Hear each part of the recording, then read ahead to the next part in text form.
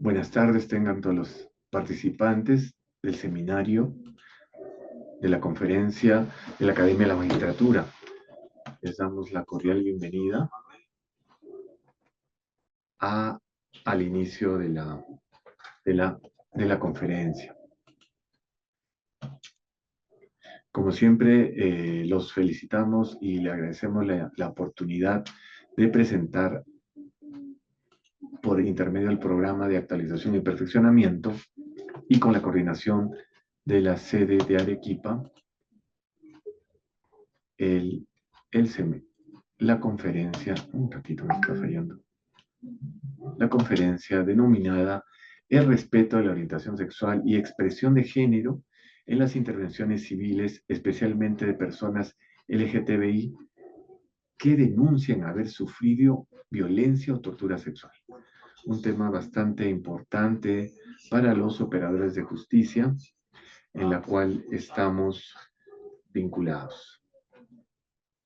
Ante ello, queremos presentarles como expositora a la autora Liliana Calderón Jacinto, quien va a estar acompañándonos en esta oportunidad.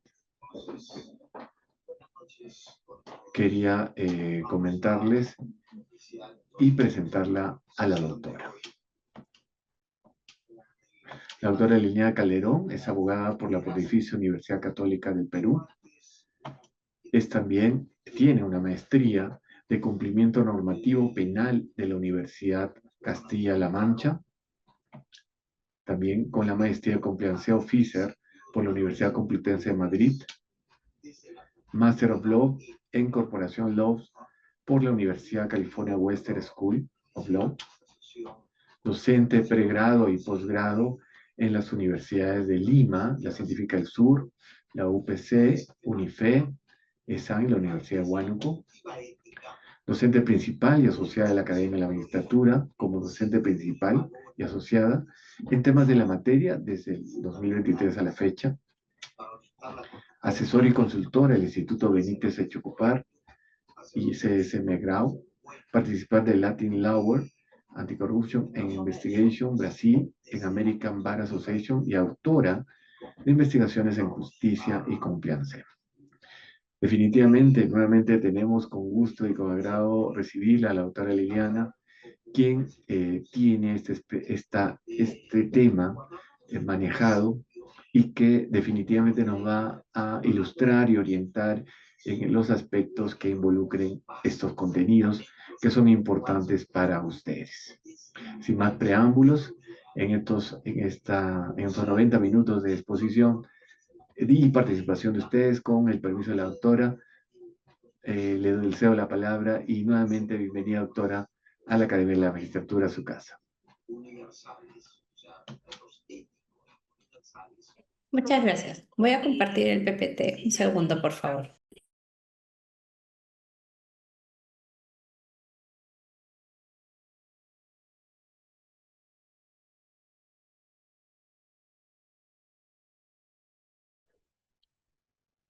Ya, ahora sí.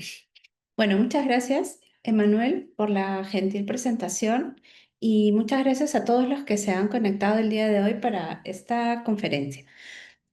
El título de la conferencia es El respeto de la orientación sexual y expresión de género en las intervenciones civiles, especialmente de personas LGBTI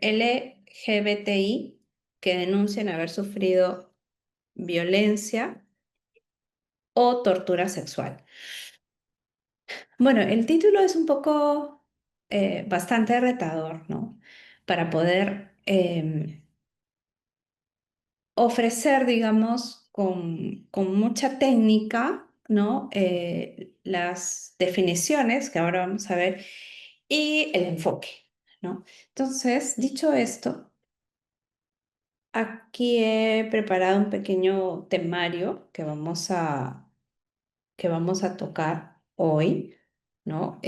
Vamos a recordar o puntualizar un poco el marco teórico,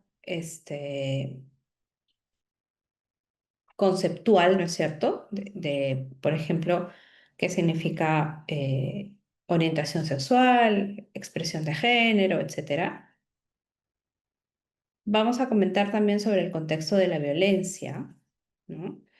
Em, el marco normativo, algunos principios rectores de la intervención de la justicia. Vamos a hablar sobre un protocolo de actuación, ¿ok? Algunos errores frecuentes y prácticas que debemos evitar, la responsabilidad institucional y cerraremos con algunas conclusiones, ¿no? Y yo espero que con sus preguntas, sus comentarios. Ahora, si ustedes desean, pueden también intervenir mientras vamos desarrollando la ponencia sin ningún inconveniente. Pueden dejar, ¿verdad, Manuel? Pueden dejar sus preguntas en el chat, ¿no? Y luego las podemos ir resolviendo en el transcurso de la charla o podemos ir resolviéndolo al final, ¿no? Pero si tienen alguna duda en algún punto que vayamos tocando, por favor, colóquenlo en el chat, ¿no? O si desean levantar la mano, perfecto, lo podemos ir conversando para que de pronto no se les vaya la idea. Correcto, Bueno, doctor. perfecto. Entonces ahora vamos a revisar algunos conceptos clave en torno al entendimiento de la diversidad, ¿no? Y acá hay varias expresiones que a veces se confunden, ¿no? Algunos dicen, bueno, eh, se confunde mucho, por ejemplo, el término sexo, género, ¿no es cierto? Orientación. Entonces vamos a establecer base, como se dice, ¿no? Vamos a unificar conceptos y a partir, digamos, de esta base empezaremos a comentar ya los puntos neurálgicos de la capacitación. Primero, el sexo asignado al nacer. ¿No? ¿Esto qué es? Es básicamente una clasificación biológica, ¿ok? Que está basada en características físicas, que nos diferencia en nuestro caso, hombre y mujer. Básicamente, características físicas que no necesariamente determinan el género, ¿ok?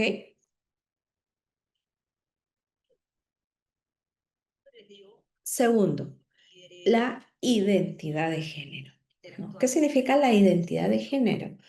Ya la identidad de género tiene que ver con una individualidad, como una vivencia interna, ¿no? Como lo que una persona puede sentir internamente y esto puede o no corresponder con su sexo, ¿no? O sea, puede estar identificado con un género en particular, pero no corresponderse con el sexo asignado al nacer, que es esta clasificación biológica, ¿ok? Entonces, ahí tenemos dos tipos de identidades en general, como clasificación general, ¿no? Una persona cisgénero que su identidad de género corresponde al sexo. Entonces, sexo mujer, género mujer, coinciden, ¿ok? Y una persona transgénero, más bien, su identidad de género no corresponde con el sexo asignado, ¿no? De repente, su sexo asignado es mujer, pero su identidad de género es una diferente, ¿no? Eh, qué sé yo. Mm, por ejemplo, una persona de género o eh, lesbiana, ok, ok, entonces no coincide, ok, entonces tenemos cisgénero, transgénero. ¿Cuál es la expresión de género? ¿No? Aquí es ya la manifestación externa de tu identidad. Ojo que la identidad es algo interno, ¿ok? Una vivencia interna, una parte de tu individualidad. Y la expresión ya es la manifestación de esa identidad. Que esto básicamente está dado por la vestimenta, los nombres, los pronombres y el comportamiento, ¿no? Porque una persona, por ejemplo, podría ser eh, sexo mujer, pero un, no sé, género de pronto identificado con el género de, qué sé yo, hombre, ¿no? Entre comillas, para ser un poquito más sencillo, y la vestimenta justamente está alineada con esa expresión de su género, o incluso el uso de pronombre, ¿no? Si yo debería decirle ella, ¿no?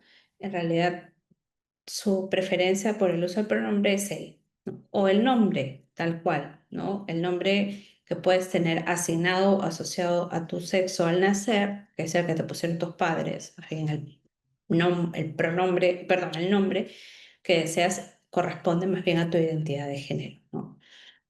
Y la orientación sexual, que es más bien la atracción física o emocional hacia otras personas, ¿no? Como lesbiana, gay, bisexual, pansexual, asexual, heterosexual, etcétera, ¿no? Pero pueden haber varias combinaciones. Entonces, lo importante aquí es tener en claro, ¿no es cierto?, estas, estos conceptos, ¿no?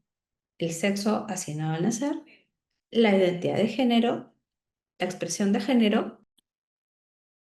Ahora vamos a puntualizar, ¿no?, el concepto LGBTI más, ¿no? L significa o viene de lesbiana, ¿no?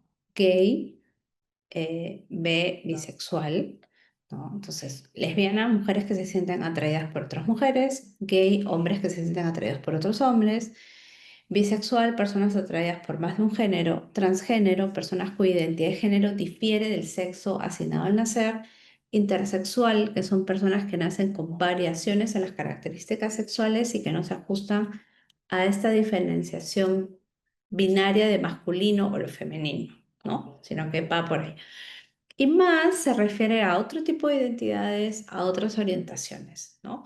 Es como un cajoncito de desastre, ¿no? Donde está la denominación queer, pansexual, asexual, etcétera, ¿no?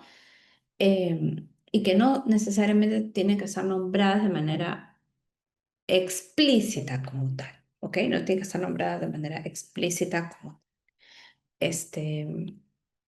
Ahora, cuando nosotros decimos, bueno, por ejemplo, no, ya, dentro de esa clasificación se encontrará, por ejemplo, también, o habrá alguna contradicción con la orientación o con la identidad como tal. Sí, podría ser, pero lo importante, por favor, sobre la base de todos estos conceptos que vamos revisando, ¿no?, es el respeto a la autodenominación, ¿no?, que es el primer gran paso. Es decir, claro, nos puede costar, ¿no?, Em, por entender un poco estas diferenciaciones, ¿no? Entonces, lo que nosotros aquí encontramos, y lo más importante que en todo caso ustedes tendrían que recordar, es que la autodenominación parte de la propia persona. Entonces, si la propia persona dice, bueno, yo me identifico como tal, ¿no es cierto?, como queer, como gay, bisexual, etcétera, lo importante es el respeto hacia esa autodenominación, ¿no? ¿Y por qué nos estamos tomando tanto tiempo revisando estos conceptos? Porque, ¿no es cierto?, tenemos que revisar cuál es el contexto de violencia y cuál es el protocolo, justamente, ahí me gustaría regresar al título, ¿no?, del respeto, ¿no? Respeto hacia la orientación, respeto hacia la expresión de género, ¿no? ¿Para qué? No respeto en el sentido de, em, digamos, coincidir necesariamente con esa autodenominación, porque no tenemos que coincidir con esa autodenominación. Acuérdense que eso es un tema estrictamente individual y personalísimo. Pero, ¿por qué es importante que toquemos el tema? Porque ese respeto a esa autodenominación no se puede tocar, ¿no?, ni se puede traducir en una afectación a la autodenominación en los casos de violencia sexual, ¿ok? Eso es el meollo de nuestra conferencia. Entonces, en el contexto de una denuncia por violencia sexual, ¿ok? En el contexto de una denuncia por violencia sexual, no podemos perder de vista la orientación sexual y la expresión de género. No podemos perder de vista este contexto, porque si lo perdemos de vista, no estamos respetando la autodenominación de todas las personas, ¿ok? Entonces, eso es, digamos, la importancia de por qué estamos revisando estos conceptos para entender y reforzar el respeto, ¿ok? El respeto a esa autodenominación. ¿Y respeto dónde, no? Respeto en el contexto de una denuncia, ¿ok?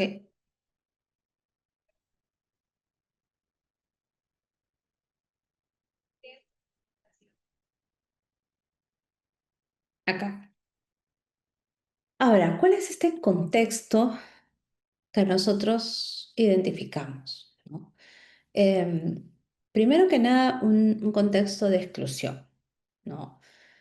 Un contexto de exclusión que se asocia con la alta vulnerabilidad a la que están sometidas las personas LGBTIQ, ¿no? Más, ¿no?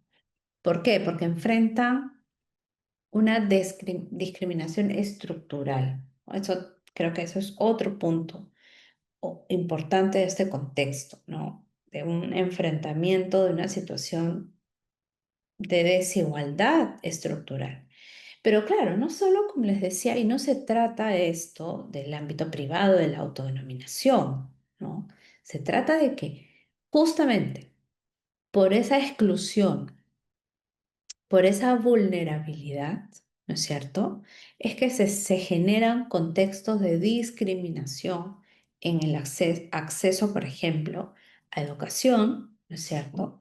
En salud, en empleo, en justicia, ¿no? Hay una brecha de acceso, ¿no?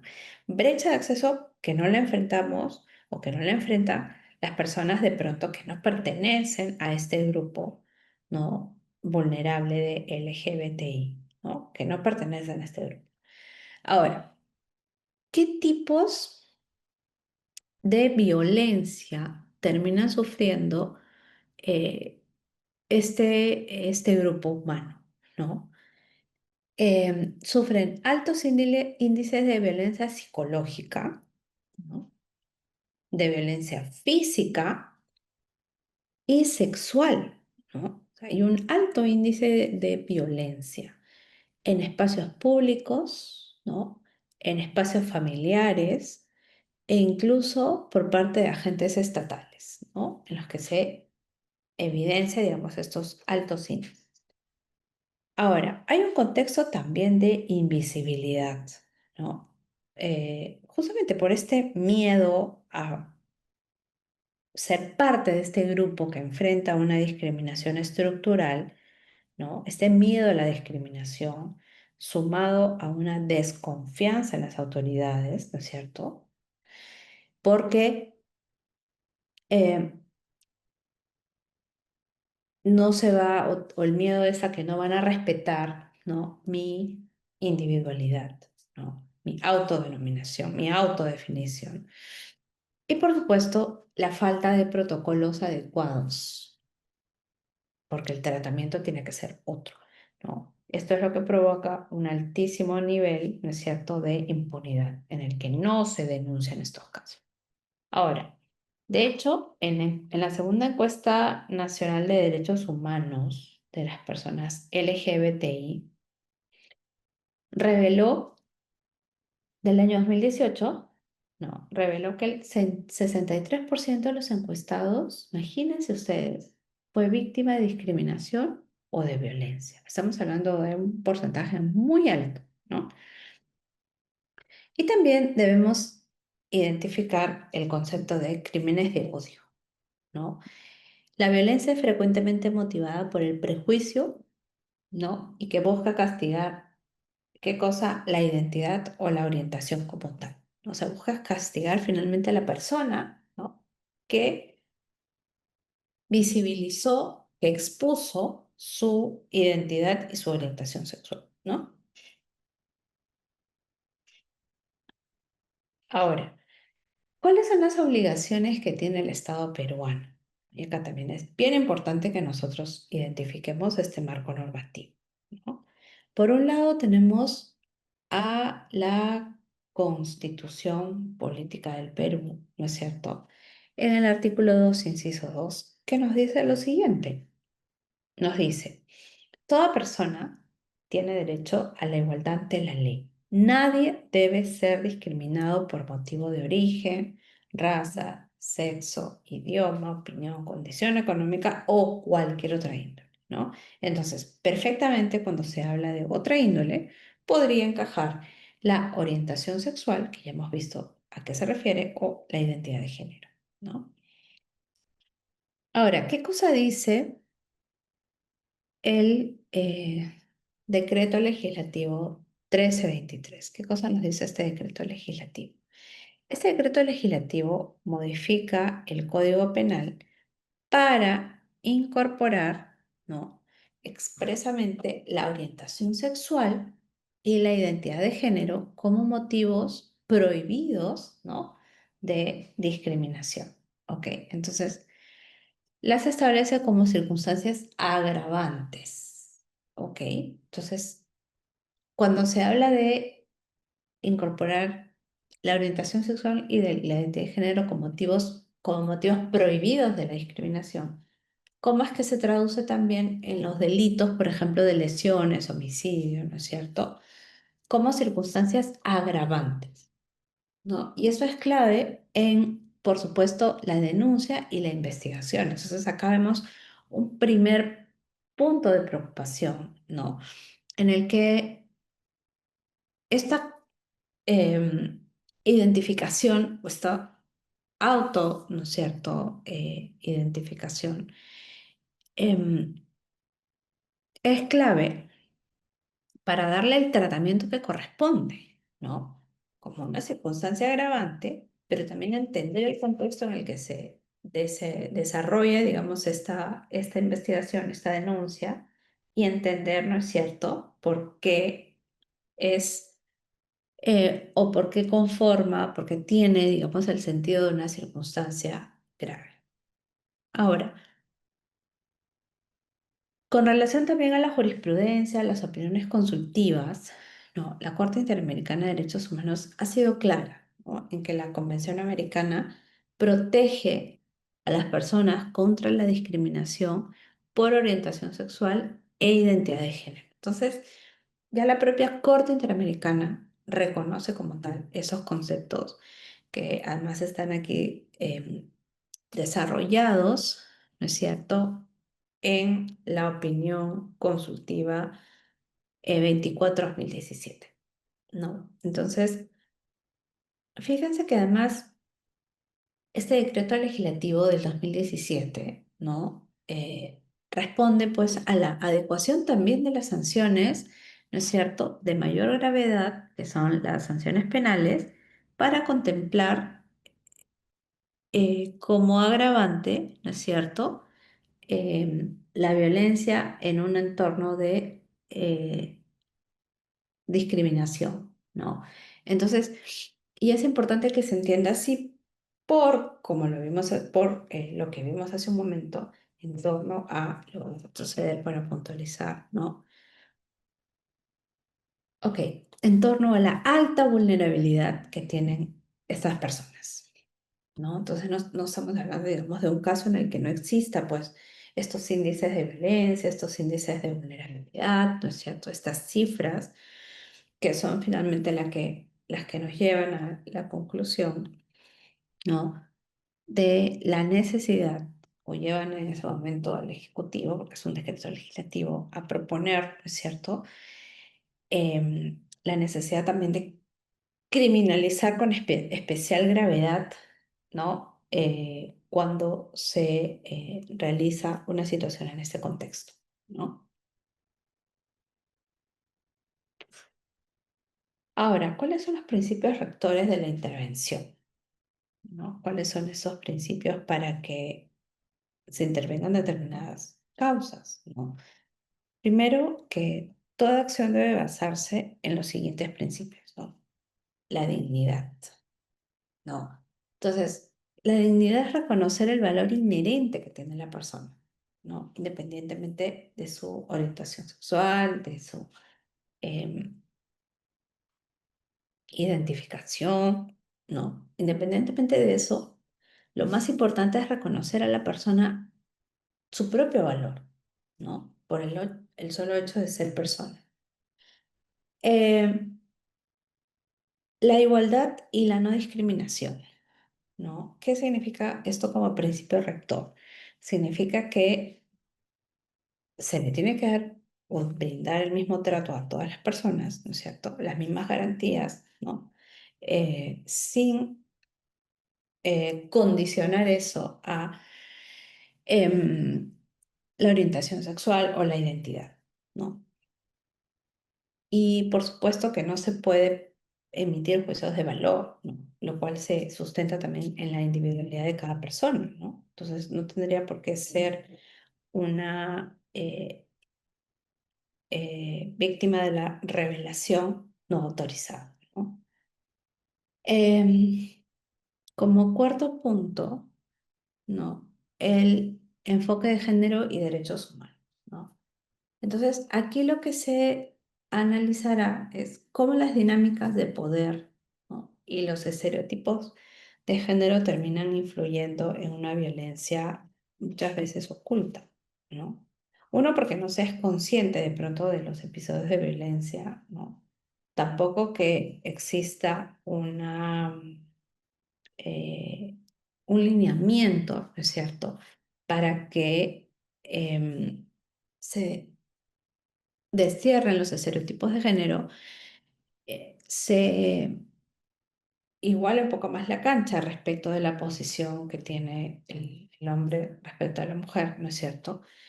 Y analizar también los estereotipos, ¿no? ¿Qué son las cosas, finalmente las brechas que generan eh, estas dinámicas, ¿no? Y también tenemos la debida diligencia, ¿no? ¿En qué sentido?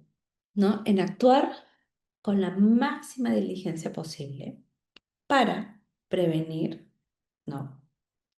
Para investigar, ¿no? Para sancionar y reparar la violencia denunciada, ¿no? Entonces, actuar con la máxima diligencia para prevenir, investigar, sancionar y, ¿no? Reparar la violencia denunciada. Entonces, claro, cuando nosotros nos vamos a conducir en un contexto en el que vamos a identificar una población con estos índices de vulnerabilidad, la actuación tendría que ser dirigida a la máxima diligencia para seguir, ¿no es cierto?, perpetuando estos episodios de violencia previos, ¿no? Es decir, la máxima diligencia para que em, la investigación, ¿no? Y sanción de este tipo de prácticas, ¿no? Entonces, por eso es una debida diligencia, ¿no? Y para eso se tiene que contar con lineamientos respecto de actuar con la mayor diligencia para prevenir, investigar, sancionar y reparar la violencia denunciada, ¿no? Entonces, claro, a veces uno dice, sí, pero la reparación, ok, es económica, ¿qué tanto va a poder devolver al estado anterior de las cosas? Probablemente no se pueda, ¿no? Pero lo importante de esto es que se actúe con esa máxima diligencia, ¿no? Y que eso te permita tomar decisiones en este contexto que no vayan a seguir reforzando estereotipos de género, ¿no? O que se pueda de pronto confundir una situación de sanción, ¿no? Entonces, sí, importante tener en cuenta estos principios rectores. Ahora, em, acá vamos a conversar ahora sobre un protocolo, ¿no? Eh, para que tiene como objetivo también, ¿no?, la mejora de estas brechas que hemos venido comentando, ¿no? Y el establecimiento de criterios unificados, ¿no? Ahora, la fase uno, por supuesto que es el momento más crítico para generar confianza, ¿no? ¿Por qué? Porque tienes primero, ojo que estamos hablando de un protocolo para el tratamiento de personas pertenecientes a esta comunidad, ¿no? Y que necesiten ser intervenidas para alguna situación que esté ocurriendo, ¿no? Por una situación que esté ocurriendo, por ejemplo, un episodio de violencia. Entonces, eh, ¿cuáles son estos momentos críticos? Bueno, acá, como decía hace un momento, uno de los que probablemente sean más críticos es llamar a la persona por su nombre social, ¿no? ¿Cómo la llamas? ¿No? Difícil porque podemos tener, como sabemos, hasta tres pronombres y podrían utilizar cualquiera de ellos de acuerdo a su auto definición, ¿no? Que es algo individual. Entonces, por ejemplo, pronombres como él, ella o ella, ¿no? ¿Cómo prefieres en todo caso que se dirijan a ti desde el puesto eh, que uno tiene, ¿no? Entonces, ¿cómo llamarla? Creo que es un gran reto, ¿no? Podemos pensar que está bien llamarla a ella cuando pensamos que hay una correspondencia, ¿no es cierto?, entre la identidad de género y el sexo al nacer. Pero no necesariamente eso ocurre, ¿no? La segunda actividad de esta primera fase es la creación de un espacio seguro y privado, ¿no? Porque la entrevista que se programe, por ejemplo, debe realizarse en un lugar que garantice, uno, la confidencialidad y la no represalia, ¿no? Eh, y también tenemos como tercer gran punto en esta fase es una actitud profesional, ¿no? En el sentido de utilizar activamente, escuchar, perdón, activamente sin interrumpir, ¿no? Utilizar una lengua neutral, respetuosa, em, y validar sus emociones, ¿no? Como lamento mucho por lo que ha pasado. eh, Reforzar también la idea de que se están en un espacio seguro para que justamente pueda abordar, ¿no es cierto?, de manera espontánea la problemática, ¿no?, lo que está ocurriendo. Em, y bueno, en esta primera fase también se le tiene que recordar cuáles son sus derechos, ¿no? Principalmente el derecho a contar con un abogado defensor, ¿no? Em, por ejemplo, recibir también alguna suerte de ayuda psicológica cuando es que se ha sido víctima de violencia, ¿no? Ahora, y estos derechos, ¿no?, también deberían ser transmitidos para enfocarse en cuanto a la recepción inmediata, a la confidencialidad, ¿no?, o a no ser discriminados por otras personas en este proceso. Ahora, vamos hacia la fase 2, ¿no? ¿Qué encontramos en la fase 2? En la fase 2 encontramos una situación de precisión, respeto y enfoque en los hechos, ¿no? Por eso tenemos, en primer lugar, el registro de la identidad, ¿no? Eso sería parte de este protocolo, ¿no? En la fase 2. En la fase 2 tenemos entonces el registro de la identidad. ¿Dónde encontramos esto? Bueno, en los documentos, registrar el nombre social y la identidad de género autopercibida. Acuérdense de eso. Entonces, esto realmente no debería ser un em, detonante, qué sé yo, como para no darle el tratamiento que se merece el caso, sino simplemente para conducirse de manera adecuada, ¿no?, contra aquellos que, digamos, superaron, ¿no?, esas dificultades. Ahora, nunca se puede invalidar la identidad. Eso es una cosa importante, ¿no? Entonces uno le puede pedir, bueno, en esto que pongo que sacar tu nombre, tu dirección, tu DNI, qué sé yo, y no le hago la... em, la precisión de que ninguna identidad va a invalidar, em, digamos, esta segunda fase, este segundo punto de la fase 2. Ahora, más bien, si poco en la agresión y la no identidad. No, las preguntas deben centrarse exclusivamente en los hechos de la violencia sufrida. Fíjense, eso que es importante, parte de este protocolo, ¿no? No, se pueden interesar em, por otras circunstancias, no principalmente por esta. Y tenemos también el foco en la agresión, que no es identidad, ¿no? La pregunta debe centrarse exclusivamente en los hechos y se debe evitar preguntas, ¿no? Sobre vida sexual, por ejemplo, ¿no?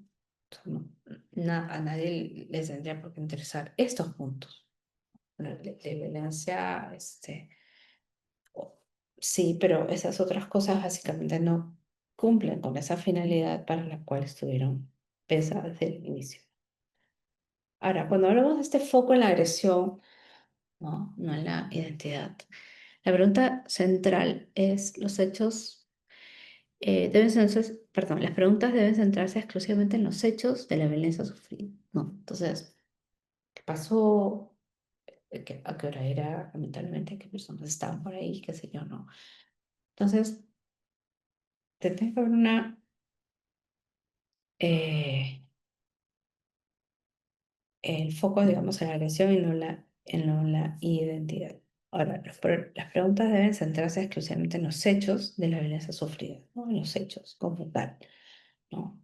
Y evitar preguntas sobre la vida sexual, ¿no?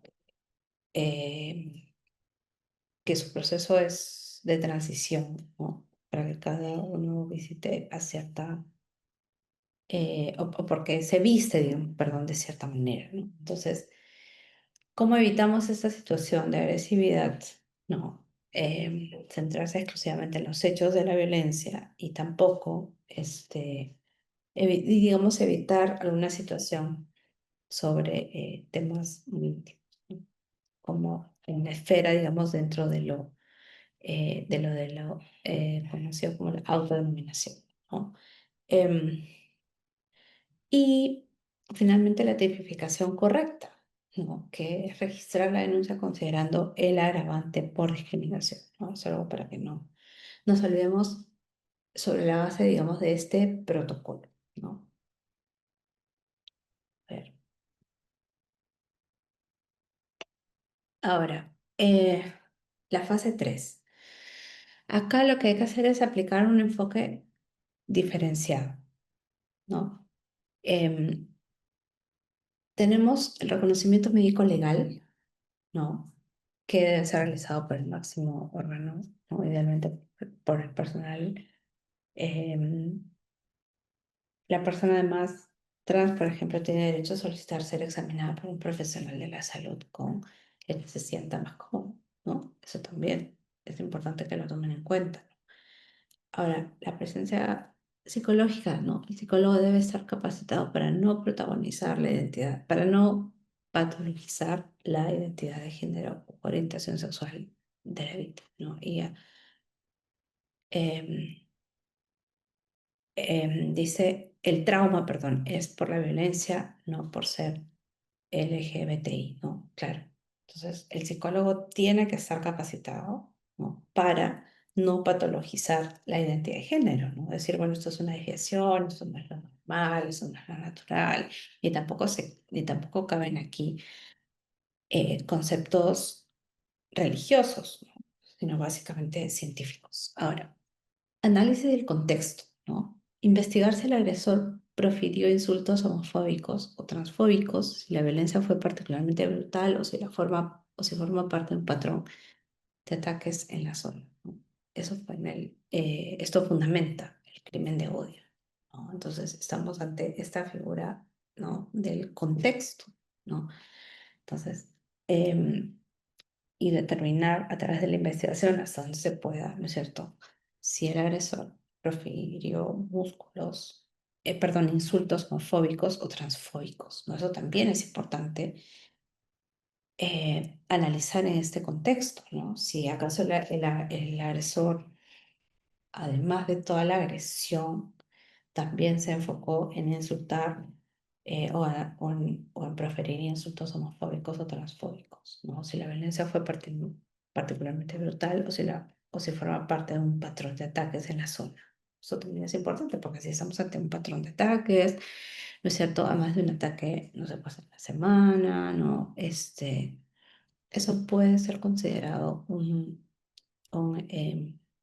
patrón, ¿no? Ahora, ok, algunos errores frecuentes, ¿no? Que se pueden presentar en torno a esta gestión que acabamos de ver, ¿no? Entonces, por ejemplo, un error, nunca hagas esto, ¿no? Nunca hacer esto. Primero, hacer preguntas invasivas, ¿no? Ok. Eh, no sé, ¿ya te operaste? ¿No? ¿Quién es el hombre de esa relación? Son preguntas totalmente fuera de lugar y que no tendrían por qué hacerse, ¿no? O preguntas como eh, minimizar la violencia, ¿no? Algo así como que no es tan grave, no te pasó nada, no es para tanto, ¿no? Luego tenemos la patologización de la identidad, ¿no? Entonces aquí es tratar la homosexualidad o la transexualidad como una enfermedad o un problema. Eso sería lo erróneo, porque no debería tomarse de esa forma. Básicamente se tendría que entender, ¿no? Como una condición y punto, ¿no? Ahora, cuando se le hace pregunta al chat sobre por qué estás mal, ¿no? Eso tampoco es una pregunta válida, ¿no? Por ejemplo, eh, es relevante para la denuncia revictimizar y se basa en estereotipos, ¿no? Entonces, claro, ya el solo hecho de tener una discrepancia entre la identidad y la orientación, entonces genera todas estas dudas. Pero ¿hasta dónde puedo, por ejemplo, ¿no? Em, provocar la violencia que él esté sufriendo y, ¿no? También es un aspecto a tener en consideración. Em, También recordar que la responsabilidad es del agresor, ¿no? Eh, la responsabilidad, bueno, nadie provoca o la violencia que sufre, ¿no? Entonces, eso también, desterrar ese error de pensar de que, bueno, algo pasó para que reaccionara de esa manera. Em, Bueno, también invalida el sufrimiento de la víctima y es una barrera para el concepto, para el acceso a la justicia, ¿no? Ahora, la identidad, o las identidades LGBTI más no son patologías, ¿no? Eso también es algo que suele o se solía decir antes con mucha ligereza, ¿no? Entonces, eso es un error frecuente que se mantiene, ¿no? No son... em, no son patologías, no, sino simplemente son expresiones de diversidad. Ahora, ¿cuál es la responsabilidad de las instituciones frente a toda esa problemática que hemos comentado, ¿no? Y lo que se ha identificado preliminarmente, ¿no? O sea, ¿cuál es finalmente la responsabilidad institucional? Ahora, para empezar, el cambio tendría que ser estructural, ¿no? Desde las posiciones de liderazgo. Ahora, la capacitación continua, ¿no? Hay que realizar formaciones periódicas y también obligatorias para todo el personal, ¿no? Tenemos que tener protocolos claros, claro. Perdón que sea redundante, pero bueno, uno siempre dice, o la mayoría de personas dicen, no, no es necesario tenerlo, ¿no? Em, porque es sobreabundante, porque siguen siendo documentos, etcétera. Pero creo que ahí el tema es eh, finalmente cómo adoptas esas guías de actuación, ¿no? o si existe también algún tipo de límites, ¿no? Mercancía de supervisión y sanción, ¿no? Que es establecer los canales para que las empresas LGBTI puedan denunciar la mala atención de un funcionario o que existan consecuencias, ¿no? Registrar eh, sistemáticamente los casos de violencia por orientación sexual e identidad de género para visibilizar eh, el problema y diseñar mejores políticas públicas, ¿no? Las alianzas estratégicas para colaborar con la organización de la sociedad civil que trabajan con la población LGBTI para mejorar la atención y derivación de casos, ¿no? Ahora, en, digamos, de todos estos guiones o bullets en torno a la responsabilidad institucional, ¿no? También resulta importante anotar que las capacitaciones continuas, ¿no? Tienen que tener una periodicidad, ¿no? No es simplemente que, bueno, como una declaración de buenos deseos, ¿no? Sí, eso tendría que pasar, ¿no? Sino en el caso en concreto, finalmente, ¿no?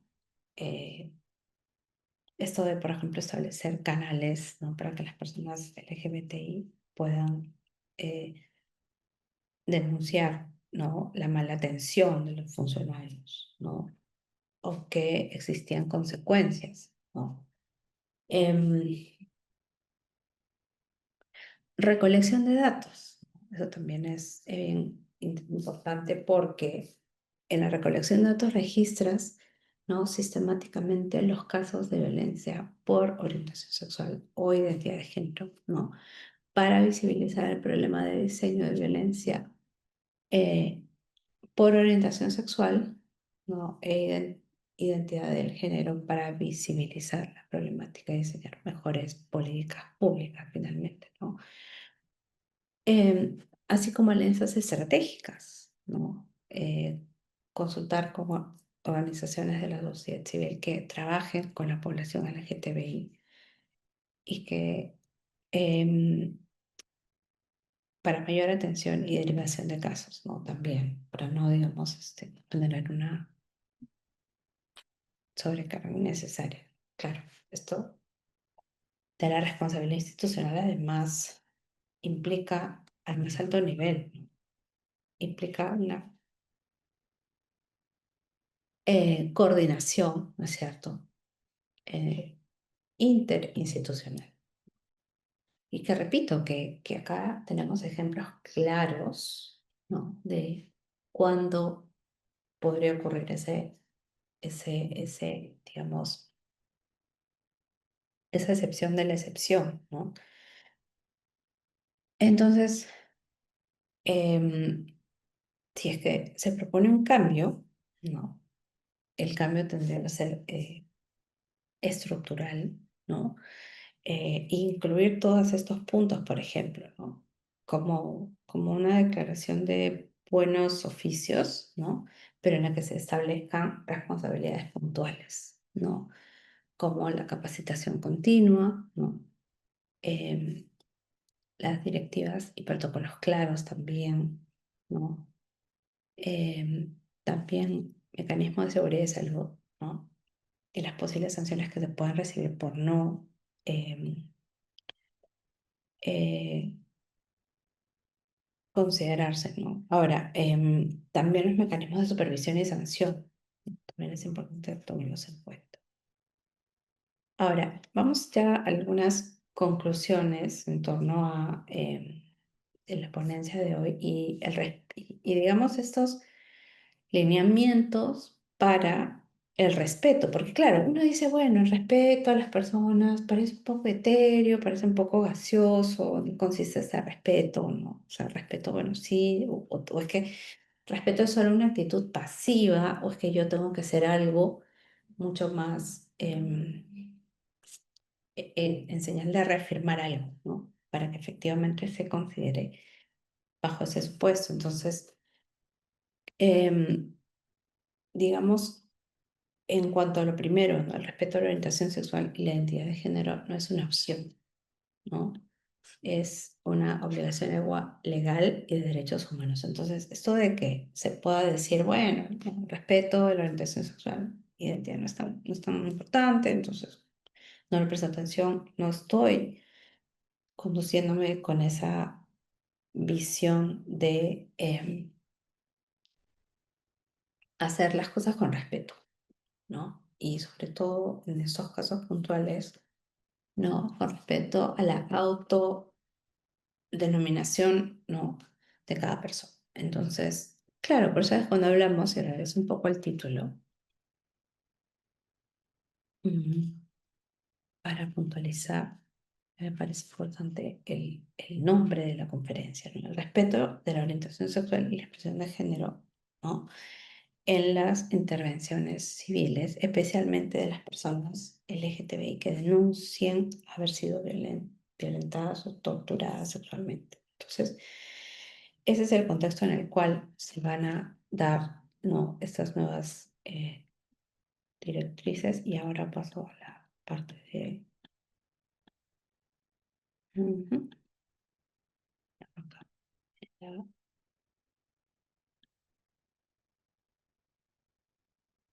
Ay, perdón, acá. Vamos a ver entonces a las conclusiones, ¿no? Primero, el respeto a la orientación sexual y la identidad de género no es una opción, ¿ok? Eso también me parece importante resaltar. De hecho, el título va en esa vía, ¿no? Eh, es una obligación legal, ¿no es cierto? Es una obligación de derechos humanos, sí. Por ende, tengo que respetar, ¿no? Respetar en este ámbito, ¿no? Respetar la autodenominación, ¿no? De una persona, ¿no? Eh, y ese respeto se traduce en primer lugar, ¿no? Con que no sea necesariamente una investigación, ¿no? Una obligación y por ende una investigación para efectivamente confirmar que se trató, ¿no es cierto?, de una desviación. No, es una obligación legal. O sea que eso de que si yo respeto y qué sé yo, bueno, sí, te toca respetar, pero al mismo tiempo es importante que sepas que el respeto no es una opción, no, es una obligación legal y de derechos humanos. Entonces, cuando estamos hablando acá de cuál es este respeto a este grupo de población, esta población, ¿no es cierto? Y eh, este enfoque, ¿no? Y además que cualquier ciudadano podría realizar estas funciones de manera respetuosa, ¿no es cierto? Y profesional, este punto, ¿no? Ahora. Una intervención civil, ¿para qué finalmente? Para garantizar el acceso a la justicia, ¿no? Que es algo que recurrentemente también aparece, ¿no? Em, y esto de la intervención civil, ¿no? Que sea respetuosa, que sea empática, profesional, ¿no? Es fundamental para, ¿no? Garantizar el acceso a la justicia, ¿no? Que pareciera que es eh, igual para las personas que deciden, por ejemplo, no ocultar más su orientación sexual podría derivar en un problema. Por eso lo importante de esta intervención que tenga esas tres características importantes de derechos humanos, ¿no? Que sea una intervención empática, una intervención respetuosa, ¿no? Y una intervención profesional, que es lo fundamental para garantizar el acceso a la justicia de las personas LGTBI más, ¿no?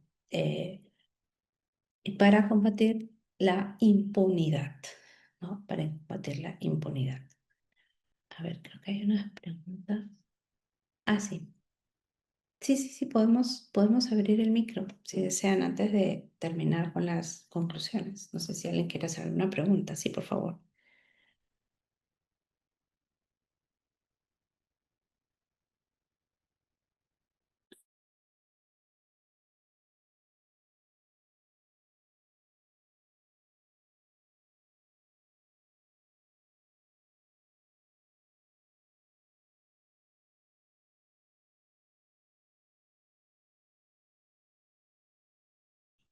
Doctora, una pregunta es, acá tengo, un ratito. Se tendría, hay una pregunta interesante, ¿se tendría que crear juzgados especializados en este tema o solamente valdría o se tendría a los juzgados de familia que verían estos casos de, de los grupos minoritarios o tendría que crearse un juzgado especializado en el tema? Mm. Bueno, la verdad es que eh, las estrategias son múltiples, ¿no? Así como tenemos, por ejemplo, fiscalías especializadas en violencia contra la mujer y los integrantes del grupo familiar, justamente porque se trata de una población vulnerable, particularmente en el caso de las mujeres. Bajo esa misma lógica, bajo esa misma línea, podría ser posible también la creación de fiscalías con este enfoque, ¿no? Ahora, que sea la única solución, no, porque podría mantenerse, digamos, verse estos casos en fiscalías comunes, pero, ¿no? Como lo venimos diciendo, que respete los derechos de los terceros, de los otros fuera, digamos, de este grupo vulnerable. Y más bien capacitar, como lo vimos hace un momento respecto a la responsabilidad institucional, tendría que ser sensibilizar, capacitar, ¿no es cierto?, en el respeto hacia la individualidad de cada quien, ¿no? Eso yo creo que es lo más importante. No sé si hay otra pregunta, comentario. Hay una intervención. A ver, vamos a permitir. Sí, doctor Díaz, buenas noches.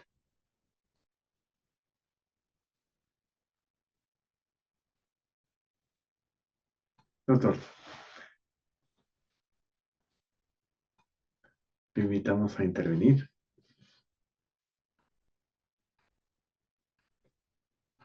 Ahí está. Sí, está. Sí, ahora sí está activado el micro.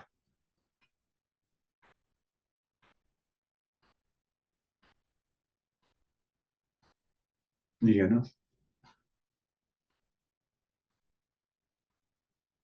Sí. Doctor, ¿me escucha? O quizás de repente pueda escribirlo en el chat. De repente no tiene, aunque sí está habilitado el micro, si puede intervenir. A ver, a ver, voy a silenciar y voy a soltar. A ver, de nuevo. Ya está. Ya está activo su micro, doctor. Aló, aló.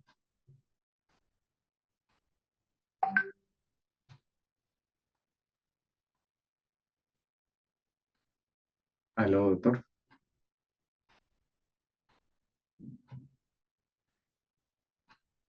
A ver acá. Hay otra pregunta, doctora. Doctor Díaz, ¿nos escucha?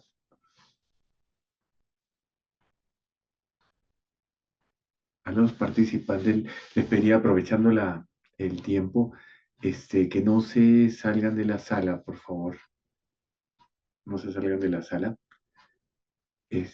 Doctor Díaz, ¿sí? ¿Me escucha?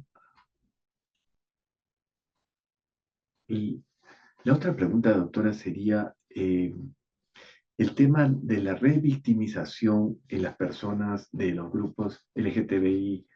¿Es distinto? ¿Cuál sería una condición especial para este grupo de personas? Claro, lo que ocurre es que creo que la línea, digamos, la regla en todo caso debería ser el tratamiento igualitario a todas las personas, por supuesto. Pero cuando tú identificas estas brechas de discriminación estructural que hay en grupos, por ende, vulnerables, es cuando tienes que establecer mecanismos para acortar esas brechas y evitar que esas brechas se sigan profundizando aún más, ¿no? Y por eso, ¿no? La necesidad, por ejemplo, de tener un protocolo especializado para las personas LGBTI más, ¿no? en el tratamiento, por ejemplo, en casos de violencia sexual, ¿no? Que no puede ser el mismo, por ejemplo, que para las mujeres o para los niños, ¿no? Entonces, es un poco esa la misma lógica, ¿no? La lógica de la vulnerabilidad y la brecha de discriminación, ¿no? Gracias, doctora. Quizás de repente ya el doctor Díaz nos puede... Está con el micro abierto, doctor. Buenas.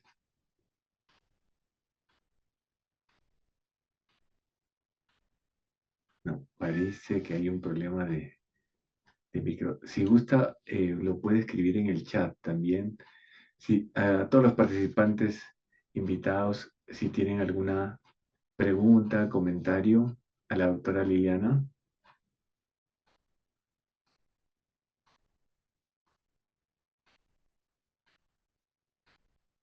En todo caso, podemos continuar, doctora. De repente se animan. Sí, perfecto. Sí, de hecho, miren, ese concepto de crímenes de odio y todo, en otras legislaciones está previsto como tal, ¿no? Como un delito, como tal, crímenes de odio, dirigidos precisamente a los casos en los que las víctimas son personas de la comunidad LGBTI. Ahora, em, por eso es que es necesario, ¿no? Una intervención empática, ¿no? Respetuosa y profesional para garantizar justamente el acceso a la justicia, ¿no? Y combatir la impunidad. Entonces, si bien nosotros no tenemos un tipo penal de crimen de odio como tal, sí lo tenemos como un agravante, ¿no? O sea, como un agravante que por lo pronto está funcionando para, digamos, tener la posibilidad de imponer sanciones mucho mayores. Ahora, eh, aplicar el agravante del decreto legislativo 1323 es una herramienta clave, ¿sí? Para visibilizar y sancionar los crímenes de odio también, ¿no? Que como les digo, no es que existan crímenes de odio como delito o como cuando se habla, por ejemplo, de delitos de lesa humanidad, ¿no? No existe como tal el concepto, pero sí es una forma de agravar el hecho, ¿no? Entonces, por eso es que cada funcionario o funcionaria es un garante de derechos, finalmente, ¿no? La actuación que tenga puede llorar, parar o revictimizar, y aquí es donde entro un poco a explicar con mayor detalle esto de la revictimización, porque, claro, si tú has sido víctima de violencia sexual, ojo, en el marco de este contexto, sí, por supuesto que sí puede ser pasible de un supuesto de revictimización. Manuel, te cedo el pase. No sé si hay más preguntas, comentarios. Invitamos a los participantes de repente a levantar la mano o escribir en el chat algún comentario. A ver, acá tenemos al doctor César. A ver, doctor. Sí, ya puede, ya está bien habilitado. ¿Me escucha? Díganos. Doctora Calderón, buenas noches. Bueno, estaba atento a su exposición con relación a este tema muy importante, ¿no? Y siempre escucho la comunidad. ¿Por qué esa denominación? ¿Es un grupo aislado dentro de la sociedad o un grupo que son minoría y se sienten relegados? Sí, ¿por qué utilizan esos términos si todos somos personas humanas y tenemos iguales derechos? O sea, no tenemos por qué denominar comunidades, ¿no? Sino que simple y llanamente son personas que pertenecen a un determinado país y que tienen iguales derechos como así está establecido en la Constitución Política del Estado. A ver si me puede responder esa pregunta. Por favor, gracias. Sí, yo se lo respondería desde dos ángulos, ¿no? Es bajo el mismo concepto que denominar, por ejemplo, comunidades indígenas, comunidades nativas, ¿no? Uno se pregunta, pero ¿por qué comunidad nativa, comunidad indígena? ¿Acaso no somos todos parte de un mismo país?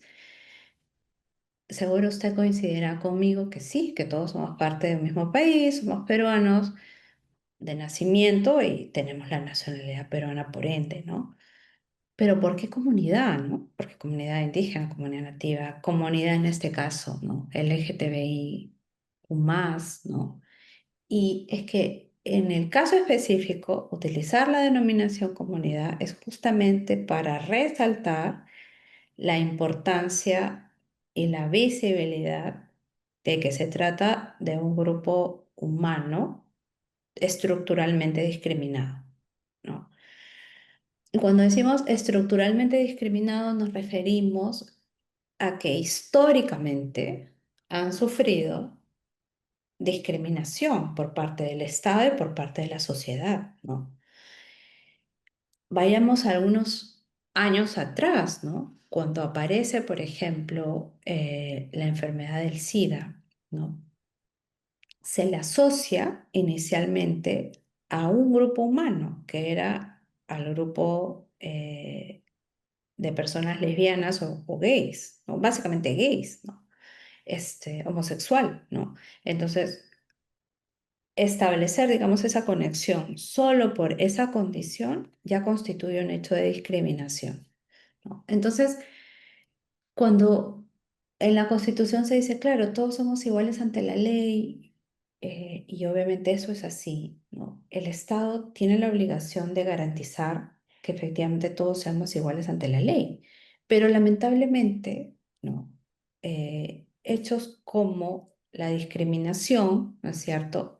El trato desigual hace que no todos, eh, en lo sustancial seamos iguales ante la ley, ¿no? En lo formal sí, por supuesto, ¿no? Todos somos iguales ante la ley, claro, pero en lo sustancial no. Y es ahí donde está el problema, ¿no? Cuando en lo sustancial no tenemos igualdad, ¿no? Y se requiere estas acciones positivas por parte del Estado para estar en igualdad de condiciones, ¿no? Es como lo que ocurría en la época de la segregación racial en los Estados Unidos, ¿no? De la población afroamericana, ¿no? Que claro, en muchos estados, por ejemplo, establecían la educación para todos, la educación pública para todos, las universidades para todos, pero no podían estar juntos, ¿no? No podían estar finalmente en comunidad, ¿no? Utilizando su ejemplo, ¿no? em, Transporte diferenciado, ¿no? Entre personas blancas y afroamericanas o afrodescendientes, ¿no? Mm. Y eso conllevaba evidentemente a que en lo formal sean iguales, pero en lo sustancial exista discriminación, ¿no? Porque no podían gozar del mismo espacio por más que se traten de personas como tal, porque tenían un menor valor. Lo mismo ocurre con esta población, que es una población vulnerable. Eso es lo primero que debemos, nosotros coincidir, ¿no? Y como les decía, ¿no? El propósito de esta charla es establecer estos criterios base, ¿no? Establecer bases sobre el tema y entender que estas diferencias, ¿no? O esta situación de discriminación estructural puede influir en nuestro juicio de valor, ¿no? Puede influir en las decisiones que tomemos, el tratamiento que le demos, la escucha que le demos, ¿no? A estas víctimas. Es básicamente, es el enfoque que la academia les quiere dar, ¿no? Que tiene que haber un trato diferenciado, sí. Que ese trato diferenciado no viola el derecho a la igualdad establecido en la Constitución, sí. Y que ese trato diferenciado es necesario para que se garantice justamente un trato igualitario, sí, ¿no? Espero haber respondido su pregunta.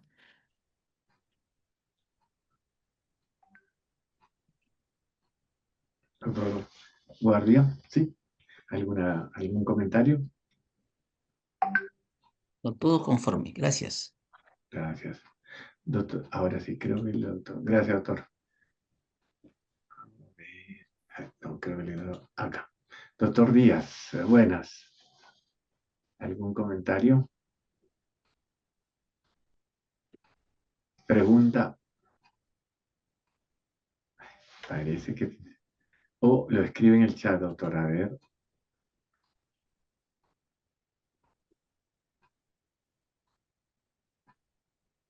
Al parecer tiene problemas de conexión. Doctor.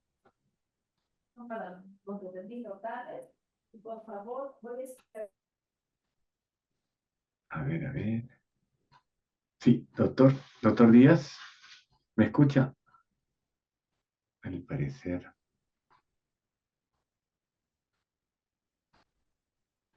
Doctora, quizás de repente algunas palabras finales para la conferencia. Sí, justamente yo quería, creo que hay una mala levantada, pero no sé si todavía puede conectarse, pero Sí, sí, un poco ya para ir redondeando el enfoque, digamos, de esta charla, básicamente, como les dije desde el inicio, técnico, ¿no? Para conocimiento y difusión de los administradores de justicia, ¿no? Porque siempre tendemos a confundir estos conceptos, ¿no? Orientación, expresión de género, identidad de género, sexo, etcétera, ¿no? Entonces, ojo que no estamos en un plano, si se quiere, digamos, de coincidencia o em, liberal o conservador respecto a la obtención o no de derechos, ojo, sino de sentar base en los conceptos, ¿no? Uniformizar estos conceptos y ser conscientes de que esto lo tenemos que utilizar para la administración de justicia. O sea, nuestra la administración de justicia tiene que estar también, debe realizarse también sobre la base de esta información, que es una realidad, ¿no? Entonces, si nos vamos a encontrar con una persona que pertenece al grupo LGBTI, ¿no es cierto? Tenemos que saber inmediatamente recordar, ok, tengo que tener claro si se trata esto de orientación sexual, de identidad de género, ok, identidad de género, perfecto. Entonces, ¿a qué se refiere esto? Muy bien, a tal cosa que involucra además, ¿no es cierto?, una situación de tratamiento diferenciado justamente para entender la magnitud del problema. Y específicamente en los casos de violencia sexual, en que no le puedo dar el mismo tratamiento que a los demás, porque claro, el hecho de ser, ¿no? De tener una orientación diferente al sexo biológico es lo que puede complicar un poco el entendimiento en el caso, ¿no es cierto? Y uno puede decir, bueno, pero ¿se configura o no? No, entonces tener muy en claro estos conceptos para la administración de justicia, ¿no? O sea, de manera muy técnica, ojo, ¿no? Muy técnica. Eso es lo que quiero transmitir. gracias, doctora Liliana. Sí, quizás la última insistencia del doctor Díaz. Sí, ¿tiene alguna intervención? Creo que no. Sí, quizás de repente haya tenido algún problema de micro porque se prende y apaga. Doctora, de todas maneras, muy agradecido y agradecidos todos los presentes por la conferencia de hoy. Eh, eh, y de hecho que este tema está en boga, está recurrente para todos los operadores de justicia. En ese sentido, muy agradecido, doctora. Esperemos tenerla en una próxima oportunidad. De hecho, que esperemos con su tiempo y agenda se pueda concertar y en los cursos que tengamos también en la academia. Y más bien pedirles a los discentes que se mantengan en la sala, ya que debo hacer alguna modificación en el sistema para el tema de la certificación. Y en todo caso me esperan. Voy a compartir un poco eh, el manual para que lo tengan un ratito. Ya lo están viendo, me parece. Este, me dan unos minutos, por favor, para poder gestionar una acción que debo hacer. No se vayan de la sala, por favor.